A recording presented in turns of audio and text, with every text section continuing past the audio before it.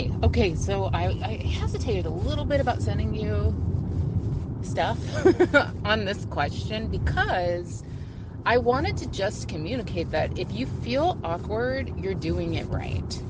Okay? If you feel awkward, that's not actually like a problem to solve for. It feels like it is because you're just used to being really freaking good at everything you do and knowing what you're doing and being masterful because you are literally a master at your art. Um, but I think, like, so now you have a new art, and the new art is the art of business. And I think it's, even though you've been in business a long time, it is a different, I think a lot of us, when we are in business, um, doing our craft or our art or the thing that we're masterful at, and we're mostly the one actually doing the creating of it, including for you creating your customer experience. Um, Even when we have a team that supports that, it's still not really a business. It's more like we're self-employed, right? Because a business, by definition, is like very, very leveraged. And I want you to work with this visual of you're creating assets in your business. The assets aren't just the gold and the diamonds. The assets include the systems and the experiences that can operate fully functionally. That's the vision, without you present physically. So what we're trying to do is create a business where the assets are your genius, not your presence or your hours necessarily. All right. And so so when you can, that's a different level of business. That's actually an empire level of business. I keep working with this image of like escape velocity, right? Like there's a place where where you have an engine actually that's running a profit and transformation, and it's your genius that's kind of the flywheel of it. But it's like there's an escape velocity that you can hit where you don't have to be present, um, for your genius to still be the stock and trade of your business, and for that to kind of run and float and soar and even grow, not entirely without you necessarily, but without your physical presence always being required for people to have a genius experience. So that's the visual I want you to have. That's the new art that you were facing mastering, and I want you to think of it that way, because it's like, I don't know. I think, I think of like parenting that way. I think other people think of parenting as like a task or a discipline that they need to get good at. And I'm like, what if you just looked at it as an art, and you get to create and curate your children a life experience that's really beautiful for them? It's much more fun and joyful to me, I think, to look at it that way. And I look at business that way too. And I want you to look at business that way too, because you are an artist. And I think that will be a really useful, like almost like literary device for you. So that's a new art that you're getting masterful at. And you should feel awkward at it because you're new at it, right? This is a new day, era in your business. And so that awkward feeling isn't necessarily a problem to solve for. In fact, I think every time it comes up, you should look at it as a sign that you're doing it right. You have stepped outside of your comfort zone and closer to escape velocity. And every time it comes up, and here's why I am sending you some resources, because when it comes up, and especially if that awkward verges on fear at all, or feels like full-fledged, full-blown fear, um, you really, I know you haven't necessarily heard my earlier teachings on this, but I used to teach on this a lot because I used to teach about fear a lot. All fear is unintegrated excitement, period. All of it. So the way and fear is, and that kind of unintegrated excitement is truly, really just, and this is not a reframe, this is like, it is just a synonym for awe at your own coming expansion, awe at the new capacity that you're creating, awe at who you really are, these moments of divinity. That's what like empire vibe is, right? Is like you are creating something bigger than you, way bigger than you, for the benefit of all. So like there is awe at that, and it's not a thing that you can do under your own human effort or even the human effort of you and your employees, right? There is a divine level, there's a divine assistance that's involved in this. There are higher powers and forces that are involved in this. And so awe at you stepping into that feels like fear. It's the same feeling. It feels like unintegrated excitement. All right. So then how you integrate unintegrated excitement is by opening warm arms to embrace that feeling, that part of yourself that does feel even all of the feelings, right? You want to say yes to 100% of that experience. You do not want to be like, I feel awkward. I don't want to feel awkward. I want to feel, masterful or whatever. No, you want to embrace all of those feelings, and you want to wholeheartedly engage with whatever subject makes you feel those feelings, right? So there's a way in which we talked about this at Upgrade. There's a way in which your the specific leadership projects or tasks or questions or conundrums or dilemmas or scenarios that come up that cause you to feel awkward or cause you to feel fearful or cause you to feel anxious or cause you to feel whatever, doubtful, whatever, hesitation, self-consciousness, whatever, that's like spiritual highlighter. It's highlighter that's like, here, this is an area that you can move toward, wholeheartedly engage with, learn more about. And so when you are inspired to read something about it, um, I want to encourage you to go wherever those feelings highlight might be an area that you want to wholeheartedly engage with, learning more about, upskilling in, building capacity in. Okay, but I just wanted to say this all to make sure that it's clear.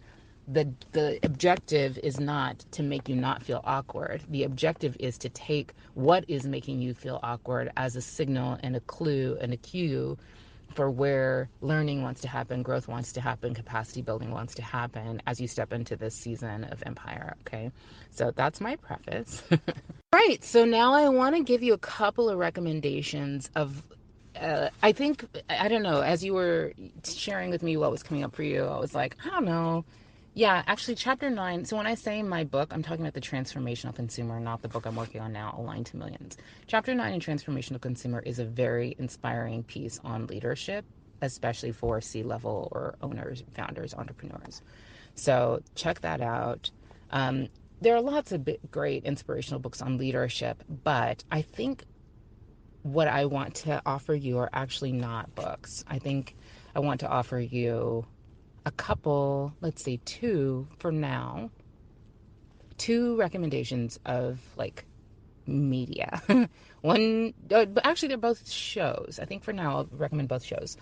One is The Diplomat, which is a new show that's out on Netflix right now with Kerry Russell. And the other is Mozart in the Jungle, which is an old Amazon Prime series. So The Diplomat is wonderful for a bunch of reasons. It's like a very countercultural portrayal of women in wonderful ways. It's much more true to life than I think women are usually portrayed in the media, especially boss ladies. And I think whoever wrote it legit knew, has done some work, really close work or really close observation of the psyche of women who are coming into their power. Um, so that show, there's one scene in particular. Kerry Russell plays this character who is like a very great operator in like the a State Department employee type role. She's married to an ambassador.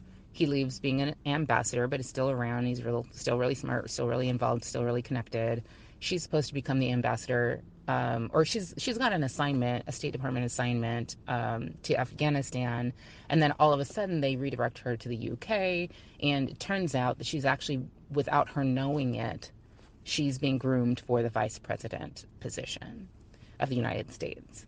Um, so, and she's definitely a woman who is being accelerated into a position of power that she's not even aware of at the beginning, how accelerated, how high. Um, but there's this great, and I think the whole thing, I would watch the whole first season as you can.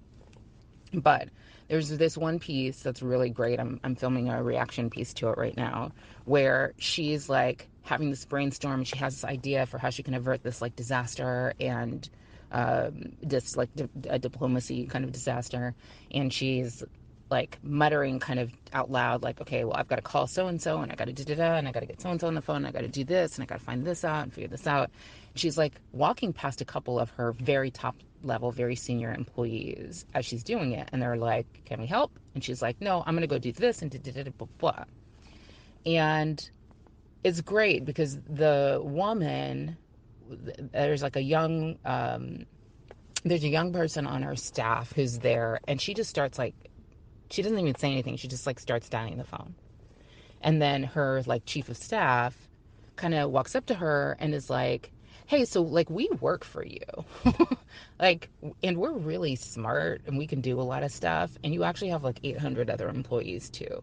And we know that you're used to doing stuff, but this job is literally too big for you to do by yourself. Can we help you? And she's like, "No, I've got this, and like I know what I'm doing, blah blah blah." And he's like, I get it. Like, I get that this is the part of the job that you like, but hi, we're here. And in that moment, the other, senior staffer walks up with the phone and is like, "Here, I have so and so on the phone, the person that the ambassador was just saying that she needed to call." And it's just this like really great moment of her realizing, like, wait, this is bigger than me. She has like a bunch of objections. Like, it's actually easier for me just to do it than it is for me to figure out how to get help doing it.